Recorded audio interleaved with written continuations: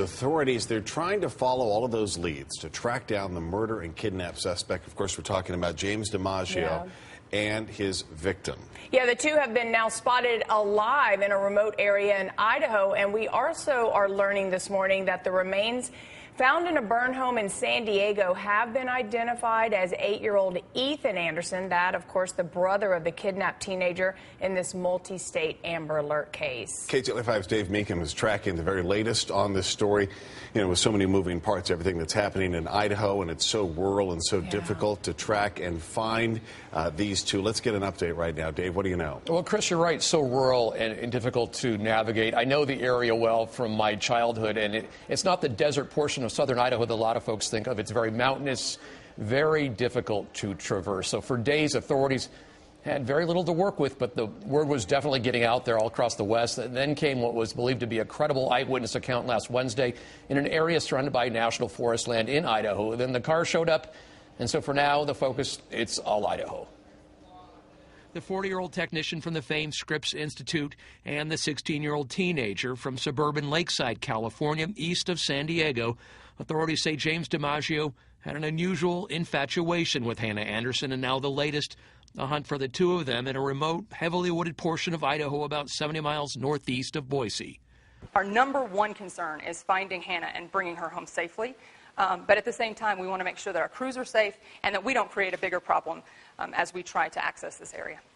After generating Amber Alerts across the West, the big break came when a group of horseback riders came across a two near the town of Cascade on Wednesday.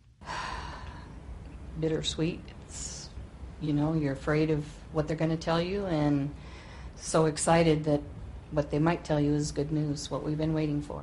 The area in Idaho they're searching is tough to navigate, remote and heavily wooded. While covered in brush not far away from the town of Cascade, the car the two had been traveling in, covered in brush. Meanwhile, a friend of Dimaggio's offering a possible motive.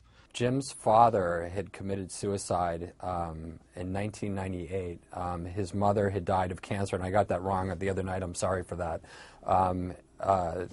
Several years before.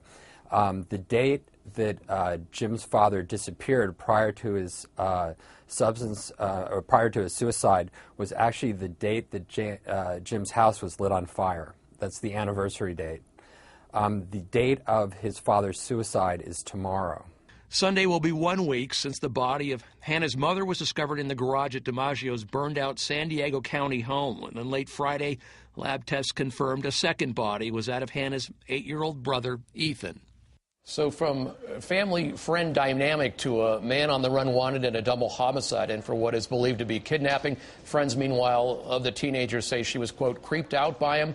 I'm Dave Meekum in the newsroom. We'll send it back to you. Dave, what are they doing? I mean, are there are there helicopters up? Are they doing the heat-seeking thing? I mean, is this an all-out hunt for these two? I don't get that sense, but maybe I'm wrong. Well, Chris, you know, we're only getting so much. The affiliates, at least in TV news, are out of Boise. There's some travel time there. This is a pretty remote area. The images that we see and what little press we're getting out of Idaho, it looks like it's slow and steady.